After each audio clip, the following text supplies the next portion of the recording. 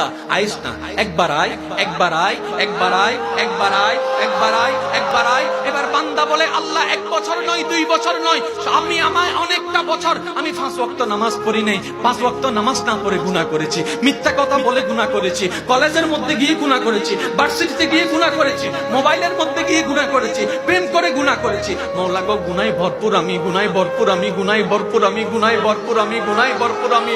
মওলা, তোমার দেওয়া নিয়ামত খেয়েছি, তোমার দেওয়া নিয়ামত রিজিক খেয়ে দেহটাকে শক্তিশালী বানিয়ে তোমার জমিনে দাঁড়িয়ে তোমার হুকুম অমান্য করেছি, তোমার নবীর হুকুম অমান্য করেছি। ও মওলা, ও মওলা, আমার তো বড় লজ্জা লাগে। একটা ভুল করলে কারো সামনে যাওয়া যায় না, মাথা নিচু করে রাখতে হয়। আমি তো 1000টা ভুল করেছি মওলা। ও মওলা, আমি কোথায় যাব? ও মওলা, আমি কোথায় যাব? আল্লাহ পাক বলে, বান্দারে, পৃথিবীর শ্রেষ্ঠ উদাহরণ মায়ার জন্য, মমতার জন্য, দরদের জন্য, মমতার জন্য মায়ের উপমা দেওয়া হয়, মায়ের উপমা দেওয়া হয়। ও বান্দা, তুই শোন, তুই শোন। কখনো যদি দেখিস তোর মায়ের দরজা তোর জন্য বন্ধ হয়ে যায়, তখন তুই এতটুকু বিশ্বাস রাখবি তোর রহমানের দরজা তোর জন্য খোলা আছে।